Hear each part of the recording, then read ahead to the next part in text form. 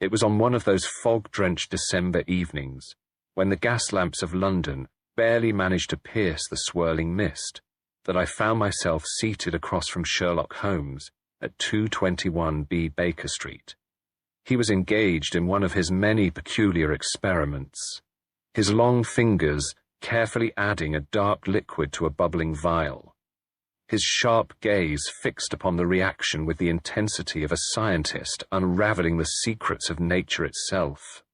I sat with a book in hand, though I confess my attention was not on its pages. Instead, I observed my companion.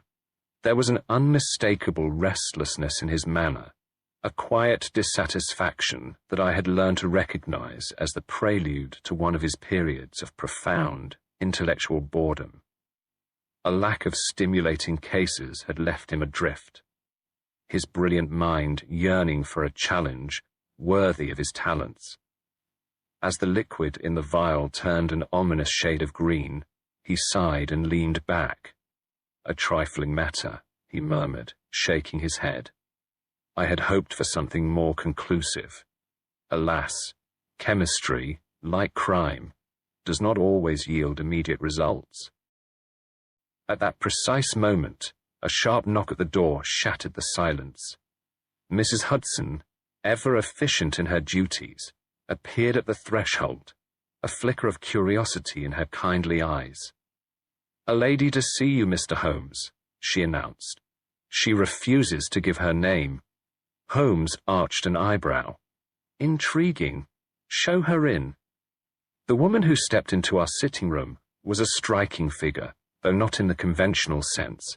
She was tall, her frame wrapped in an elegant yet outdated crimson dress, its deep red hue a stark contrast against the pale complexion of her face. A thick veil concealed most of her features, but her posture betrayed a tension that did not escape Holmes's notice.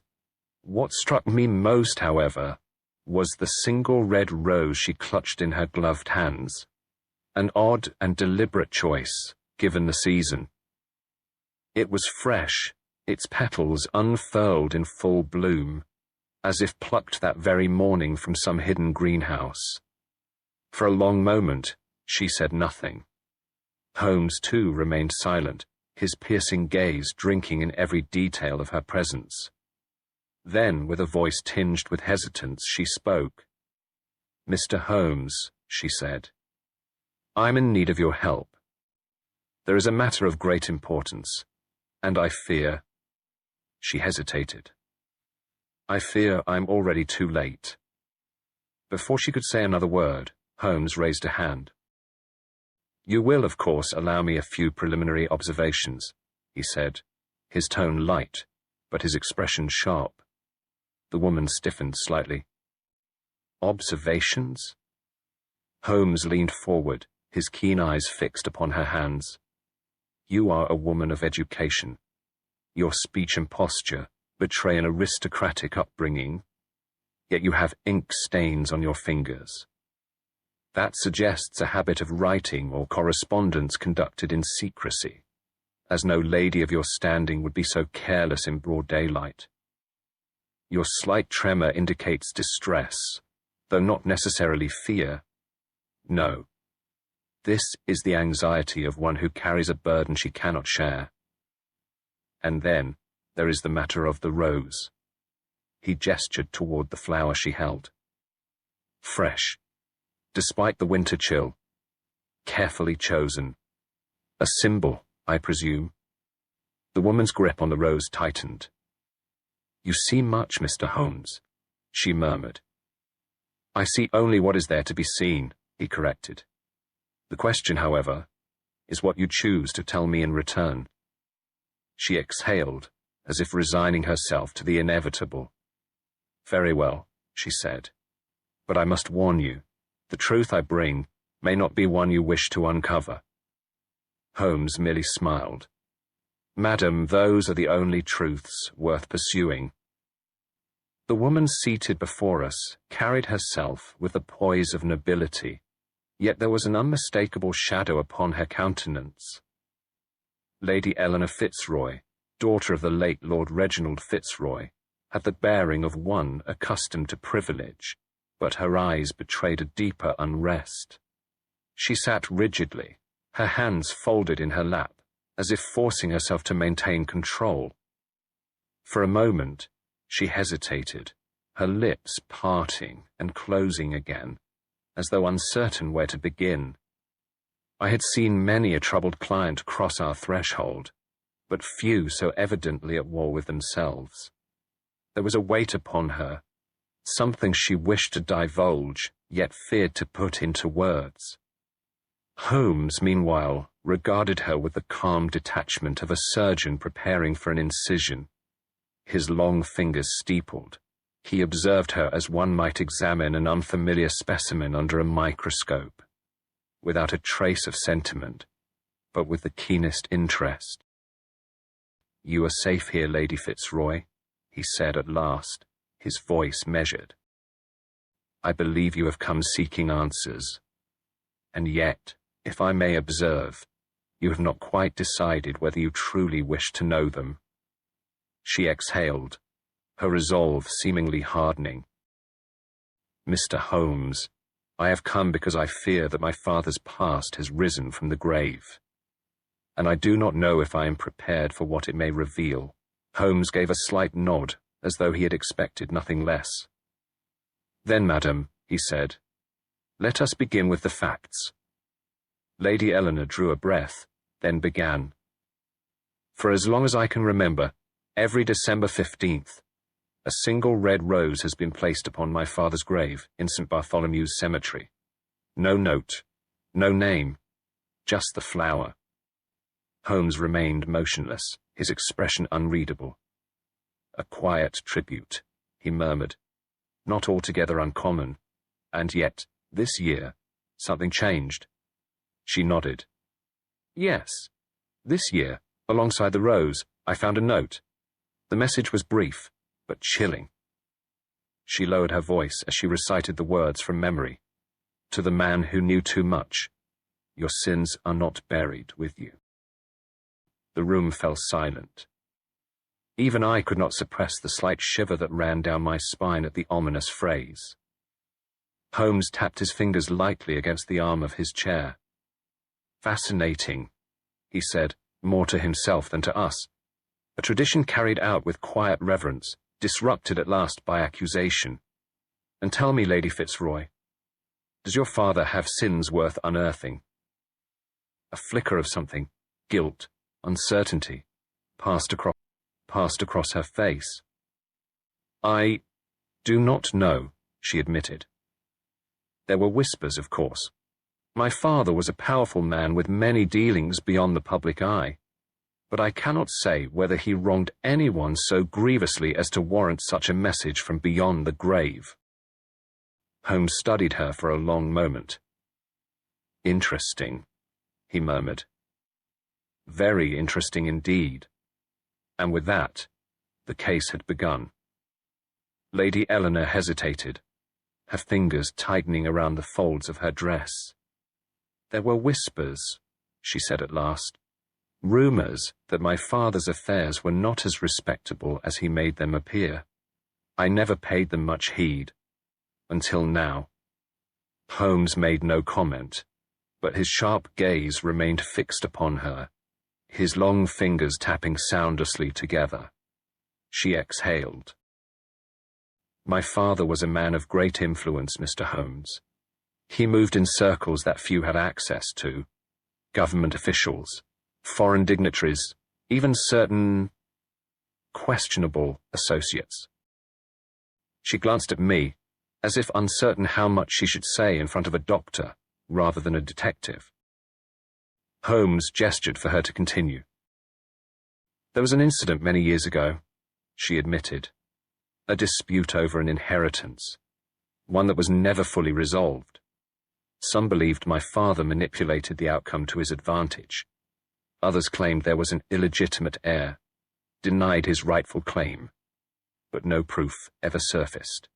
And yet," Holmes murmured, "someone remembers." She shuddered. "You think this is blackmail?" Holmes tilted his head slightly. Blackmail is a possibility. So is revenge. The question, Lady Fitzroy, is whether your father's past has merely returned to haunt you, or whether it was never truly buried at all. Holmes had listened with an air of detached curiosity, his expression betraying nothing of his thoughts. But I, who had spent years at his side, knew when the great detective's mind was piecing together a puzzle before it had fully formed. His eyes lingered on Lady Eleanor's hands. Small movements, barely perceptible, yet betraying tension. The way she had hesitated when speaking of the inheritance, the way she had glanced toward me before revealing certain details. These did not escape him. "You are troubled, Lady Fitzroy," he said at last. "And yet I suspect it is not merely by the note left upon your father's grave. There is something you are not telling me." She flinched, if only slightly. "I have told you everything." Holmes smiled faintly. "No, you have told me everything you wish me to know." He steepled his fingers beneath his chin, his gaze unwavering. "But you see, Lady Fitzroy, the truth has a way of surfacing, and I believe we shall find that it has already begun to rise." A silence fell over the room, heavy with unspoken words. Then, in a voice barely above a whisper, Lady Eleanor murmured, "What must I do?" Holmes straightened. "That, madam, is what we intend to discover. There are few places more unsettling at midnight than an old cemetery, and fewer still when one is actively searching for signs of the dead refusing to be forgotten." The air was thick with mist as Holmes and I made our way through the winding paths of St. Bartholomew's, our footfalls muffled by the damp earth. The gas lamps at the gates did little to pierce the gloom, their flickering glow swallowed by the darkness. Holmes strode ahead with his usual determination, his coat drawn tight against the chill, while I found myself glancing at the looming gravestones with a vague sense of unease. "A charming evening stroll," I muttered, rubbing my hands together. "I do hope our spectral correspondent appreciates the effort we are making." Holmes did not pause.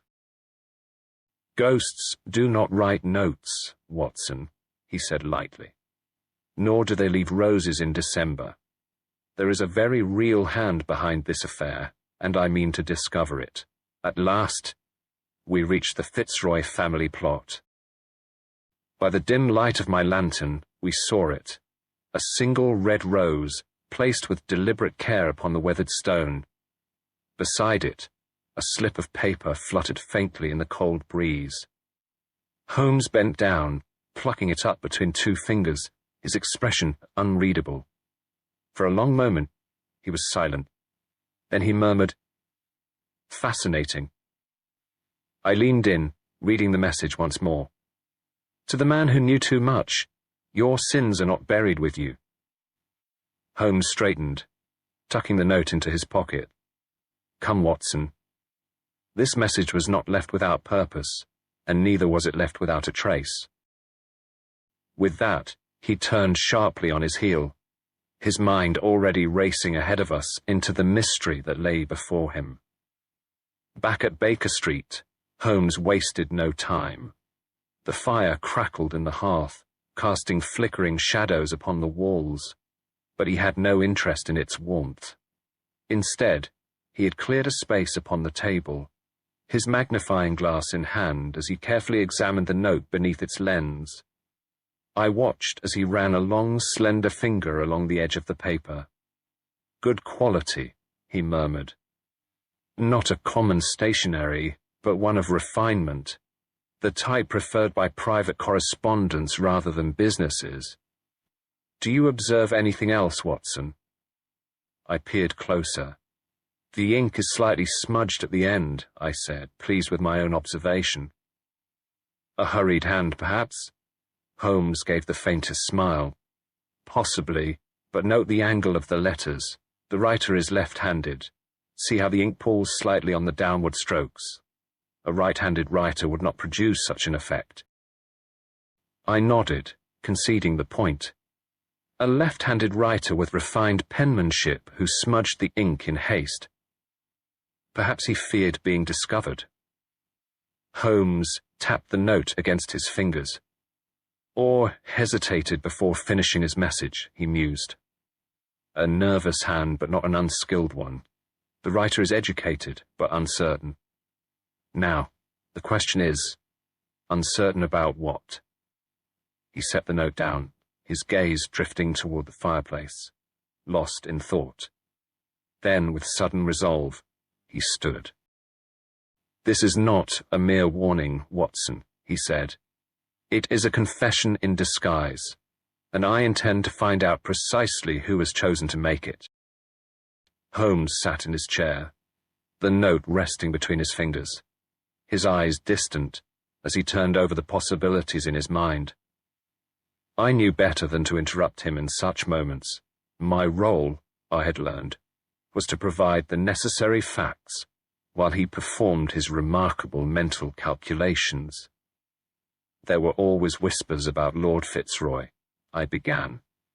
Men of influence often find themselves entangled in affairs best left undisturbed.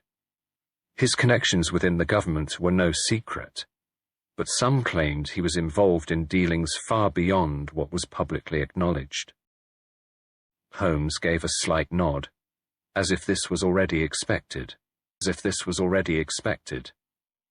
There was talk, I continued, of a disputed inheritance, a legal battle that never quite surfaced, but which those in high society knew of in hushed tones. Some believed Lord Fitzroy had an illegitimate heir, one kept from claiming his rightful place. Others dismissed it as mere gossip, but this note, Holmes, could it be that such an heir truly existed? Holmes tapped the note against his palm. If so, Watson, then it is most interesting that he, or someone acting on his behalf, has chosen now to make himself known. I leaned forward. There was also a woman, I added, a name never spoken aloud in polite company, but one that trailed Lord Fitzroy like a shadow. She was seen with him on more than one occasion, though no one dared question their association. Some said she was merely a confidant, others, something more. Holmes's eyes sharpened. A woman whose name is known, yet unspoken, that, my dear Watson, is where the truth so often hides. We must uncover it.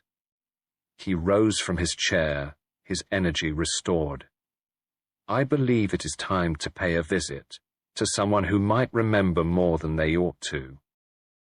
We had barely stepped out of the cemetery when Holmes came to a sudden halt. He turned his gaze toward a lone figure tending to the graves, a man in a thick coat and rough gloves. "Good evening, Mr. Clancy," Holmes called, startling the gravedigger, who blinked in surprise. "How?" he stammered, glancing at me before returning to Holmes. Holmes gestured lightly. "The scent of pickled herring clings to your coat, an uncommon choice for dinner, but a personal favorite of yours, no doubt. The remnants of grave dust on your left sleeve suggest you have been working late, though not quite enough to miss a meal." The man gawked, then gave a nervous chuckle. "Aye, well, you've got the right of it." As we walked away, I shook my head. "Holmes, you could have simply asked him what he had eaten." Holmes smirked. "Where is the satisfaction in that, Watson? A deduction must have flair, else it is merely an observation." He paused, tilting his head toward the sky. "Rain within the hour." I frowned. "You deduce that as well?" "Your cuffs are damp at the edges," he said. "The moisture has risen, though the ground is dry. The air is thick, the pressure low. A storm is approaching." And as we made our way through the darkened streets of London, I could not help but marvel, as I always did, at the man beside me. It was the following morning when Lady Eleanor's urgent message arrived, summoning us to the Fitzroy estate. Holmes read it with an arched brow. then tossed it onto the breakfast table. "It appears our elusive correspondent has decided to alter his method of communication, Watson." Intrigued, we made haste to the Fitzroy residence, where Lady Eleanor met us at the entrance, her expression taut with unease. Without a word, she led us through the grand hall and into the gardens at the rear of the house.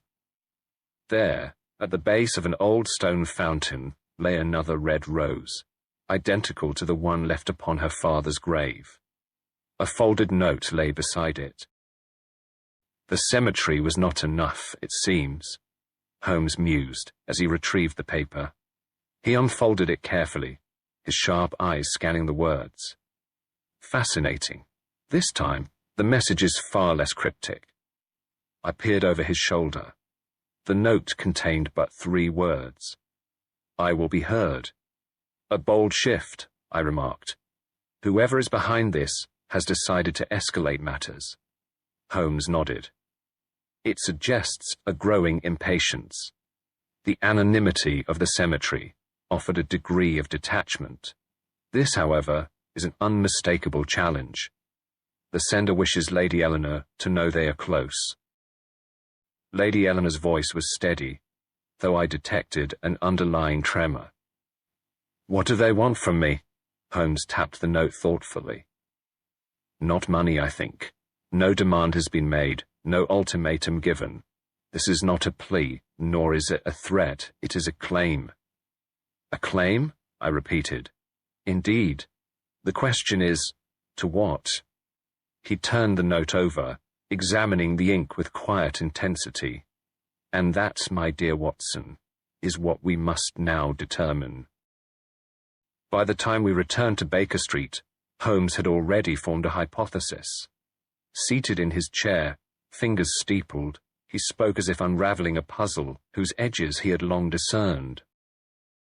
"Margaret Henshaw," he said. The name appeared in the Fitzroy household records, did it not? I frowned.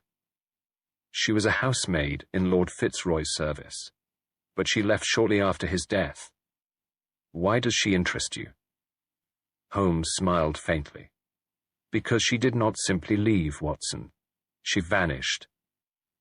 With characteristic efficiency, Holmes dispatched a series of inquiries to his usual network of informants. By midday, a reply arrived. Margaret Henshaw had not been seen in polite society since the passing of Lord Fitzroy. No acquaintances recalled her departure, nor did any employment records list her name after that date. It was as though she had ceased to exist. "That," Holmes murmured, "is far too convenient." By evening, his efforts bore fruit. An address, a modest lodging house in Whitechapel. Without hesitation, Holmes reached for his coat. "Come, Watson, we have an old acquaintance to pay a visit." As we stepped into the cold London night, I could not shake the feeling that we were drawing ever closer to a truth that had long remained hidden in shadow. The lodging house in Whitechapel was a dreary affair, the sort of place where forgotten souls faded into obscurity. Holmes and I climbed the narrow staircase, our boots creaking against the worn wood, until we reached the door of Margaret Henshaw. Holmes rapped twice. A long pause followed before the door opened a fraction, revealing a pair of wary eyes. A woman, once stately but now worn by time, peered at us with suspicion. "I have nothing to say to you," she said at once. Holmes, unfazed, tipped his hat. "Come now, Miss Henshaw. Surely you will allow us the courtesy of a moment's conversation. We are here about Lord Fitzroy." Her lips parted slightly, and for a moment, I thought she might bolt. But with a resigned sigh, she stepped aside and let us enter. Holmes wasted no time. "You were in Lord Fitzroy's service for many years, were you not?" Margaret crossed her arms.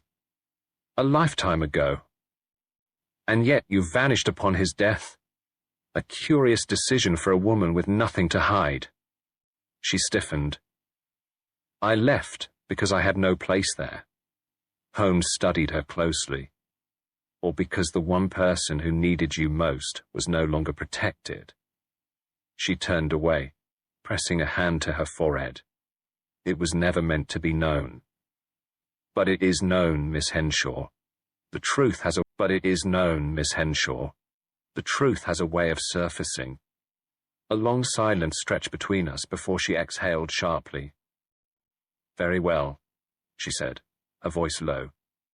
Lord Fitzroy had a son he never acknowledged. I started. An illegitimate child? She nodded. Born in secrecy, hidden from society to protect the Fitzroy name. And when Lord Fitzroy died, that child was left with nothing. Holmes's gaze sharpened. And now, Miss Henshaw, I suspect he is ready to claim what was denied him. Margaret swallowed hard. Not out of greed, Mr. Holmes, she whispered, but out of justice. Margaret Henshaw's confession had given us a name, Julian Gray, a man who had spent his life in the shadows of his father's wealth and power. The roses, I murmured. They were not a threat. They were a tribute. Holmes nodded. For years, Julian Gray has honored his father's memory in the only way he could, by leaving a silent token of his existence, a son's love, unacknowledged. But why the sudden change? I pressed. Why the note? Holmes's expression darkened. Because he has discovered something new, something that has turned quiet devotion into a demand for justice. Margaret hesitated before pulling a folded letter from her drawer.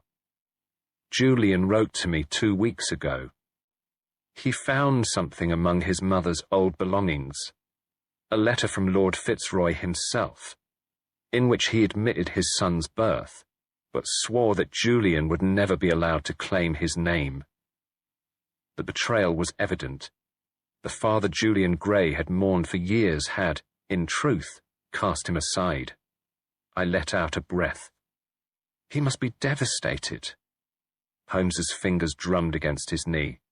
And a man in such a state, Watson, is unpredictable. Lady Eleanor had assumed she was being threatened, but in truth, she was simply the first to be confronted with a truth too long buried. Holmes rose. This is no longer about uncovering a mystery.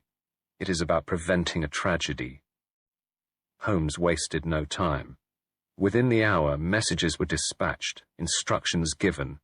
He moved with a determination that told me he had already anticipated every possible outcome. And yet, I sensed he was withholding something. You have a plan, I said, watching him carefully. But you are not telling me all of it. Holmes smiled faintly. Come now, Watson. You should be accustomed to that by now. I folded my arms. You expect a confrontation. I expect several, he corrected. And I must ensure that when the final act is played, we control the stage. His words left me uneasy. You believe Julian Gray is dangerous? Holmes tilted his head. A man who has had his past stolen and his future denied, who has learned that the father he honored considered him an inconvenience. Tell me, Watson, how would you react?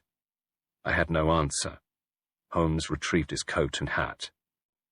There are still a few moves to be made before the curtain falls. He cast me a knowing glance as he opened the door. The final act, my dear Watson, is about to begin. Holmes had chosen Lord Fitzroy's abandoned townhouse for the confrontation, a location steeped in history, filled with ghosts of the past. The house had remained empty since Fitzroy's death, its once grand halls now covered in dust and silence. It was, as Holmes put it, the perfect stage for a performance of truth. Messages had been sent.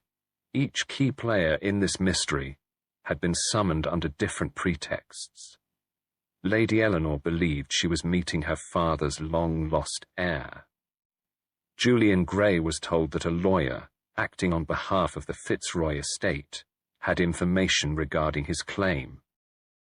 Margaret Henshaw had been instructed to come under the guise of an old servant called to testify. The threads were drawn together, and at the centre stood Holmes, weaving his web. I watched him as he prepared, his movements precise, yet unhurried.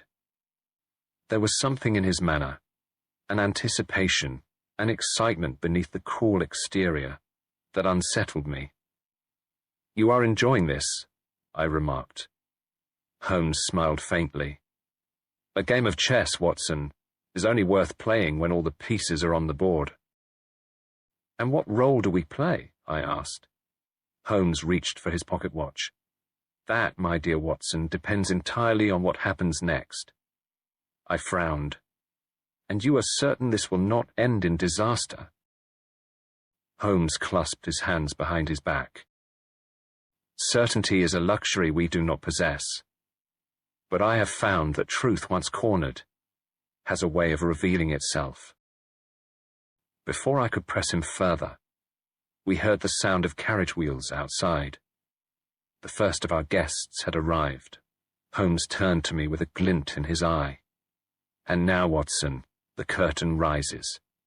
The heavy door creaked open, and Julian Gray stepped into the dimly lit room. He was a man of striking presence, tall, dark-haired, with a face that bore the unmistakable traces of his lineage. His eyes, sharp and wary, flickered around the room, seeking the lawyer he believed he had come to meet. Instead, his gaze landed upon Lady Eleanor. For a moment, the air itself seemed to tighten. Julian's expression shifted from confusion to something more guarded. "I was told I would meet a representative of the Fitzroy estate," he said slowly. "But I find only you." Lady Eleanor, seated in the high-backed chair that had once belonged to her father, met his gaze with cool composure. "Perhaps, Mr. Gray, that is exactly who you should have expected." Julian stiffened. His fingers twitched at his sides, and I saw in him the struggle of a man caught between expectation and reality. Holmes, standing silently in the corner, finally spoke. "I believe, Mr. Gray, that you have come seeking answers, as has Lady Eleanor, and yet the answer to both your questions is one and the same." Julian's gaze snapped towards him. "And what, pray, is that?" Holmes gestured toward the chair opposite Lady Eleanor. "That the past does not remain buried as easily as some would hope." The silence stretched unbearably. Then Julian strode forward and took the offered seat. Holmes smiled. "Now shall we begin?" For a long moment, Julian Gray sat in rigid silence, his gaze locked onto Lady Eleanor. His expression was unreadable, though I noted how his fingers curled into fists, then slowly relaxed. It was not anger that gripped him, but something far heavier. "I expected hostility," he said at last, his voice measured. "But I see now that I was mistaken." Holmes inclined his head. "An expectation formed by years spent in the shadows, no doubt." Julian exhaled, and I saw in his face the weight of a life lived on the fringes of a name he could never claim. The weight of a life lived on the fringes of a name he could never claim. "I was not here to threaten you, Lady Eleanor," he said. "Nor do I seek to take what is not mine. I only wish to be acknowledged." Lady Eleanor, still seated, did not flinch. Her posture remained regal, her gloved hands resting lightly on the arms of the chair. "Acknowledgement," she echoed. "For years I left the roses in silence," Julian continued. "It was all I could do. My father may have denied me, but I never ceased to honor him." He swallowed, his voice faltering for the first time. "Then I found the letter, the words written in his own hand. He knew of me, he knew. And yet, he chose to cast me aside. For the first time, Lady Eleanor's expression shifted. A flicker of something passed through her eyes. Surprise? No. Something deeper. Julian's voice hardened. I wanted to know whether my father's family would stand by his decision, or if there was still a place for me among those who bear his name. A hush fell over the room, thick with the weight of truth laid bare. Holmes, watching closely, steepled his fingers. And now, Lady Eleanor, he said softly, the question is, what shall you say in return? The answer, when it came, was not what I expected. Lady Eleanor let out a quiet breath, then straightened in her chair. I knew, she said simply. Julian's brow furrowed. What? She met his gaze without hesitation. I knew about you, Julian Gray. I turned to Holmes in astonishment, but he merely watched, his expression unchanged. Lady Eleanor continued, her voice cool, but not unkind. When my father died, I came across traces of you. Letters, accounts, proof that he had hidden a secret that, had it been known, would have altered everything. She folded her hands neatly in her lap. I chose not to act immediately. Instead, I devised a test. Julian's hands clenched at his sides. The roses, the notes, yes. She inclined her head. I wanted to see what kind of man you were. If you sought revenge, if you demanded wealth, if you were the kind of threat my father had feared. But you were none of those things. Holmes gave a quiet chuckle.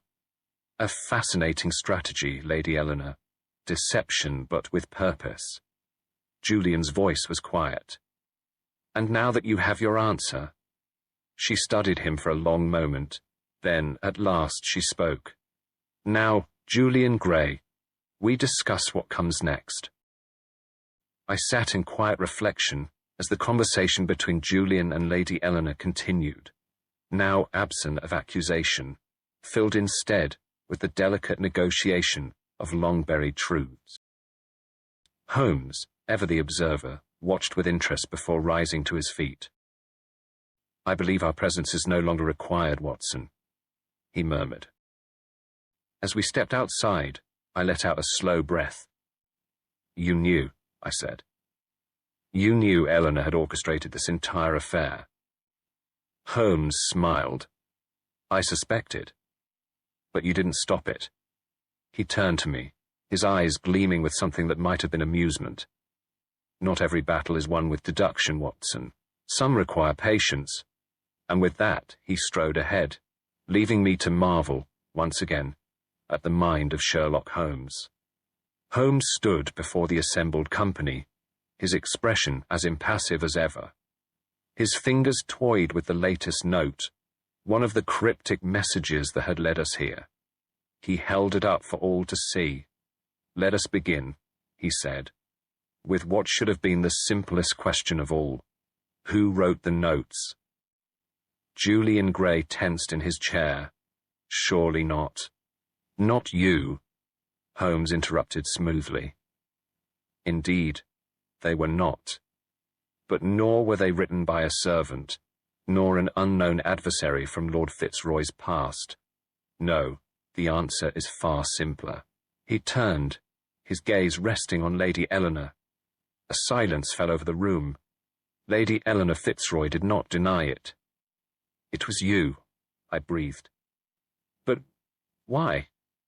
Holmes continued, his tone as precise as a surgeon's scalpel. The ink, Watson. It was identical to that used in Lady Eleanor's personal correspondence. The handwriting, though carefully altered, bore the unmistakable flourishes of an educated woman. The messages were deliberately ambiguous, not demands, nor direct threats, but a test. Julian sat forward, eyes dark with unreadable emotion. A test. Lady Eleanor regarded him steadily.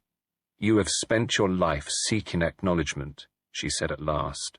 I had to know whether you sought something more. Revenge, power, a claim to the estate. Her fingers curled lightly against the armrest. I had to know if my father's judgment had been correct.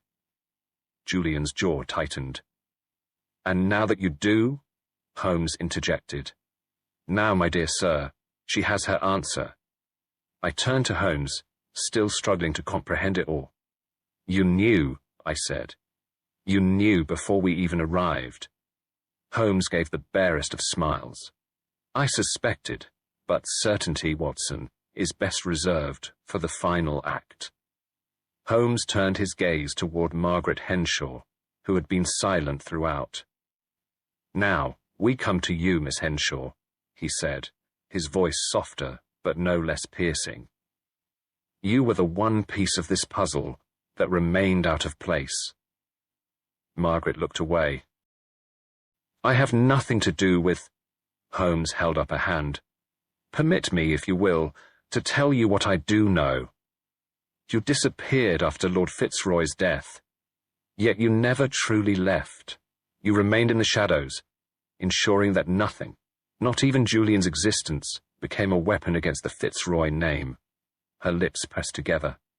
"Not out of fear," Holmes continued.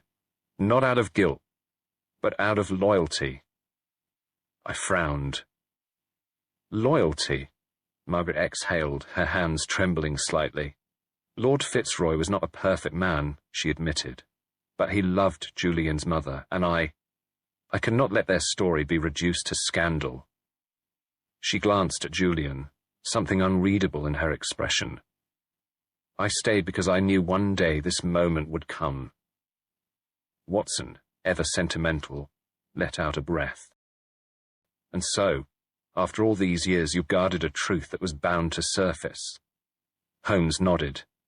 "Not every mystery is one of crime, Watson. Some are merely the echoes of old decisions, waiting to be answered." Julian sat in silence, his expression unreadable. "And now?" he asked softly. Lady Eleanor straightened. "Now, we decide the future. Together." Holmes glanced at me, his expression unreadable.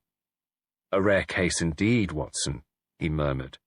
"One where justice is not dictated by law, but by the will of those left behind." And with that, the mystery of the Red Rose had reached its end. For a long moment, Julian Gray sat in silence,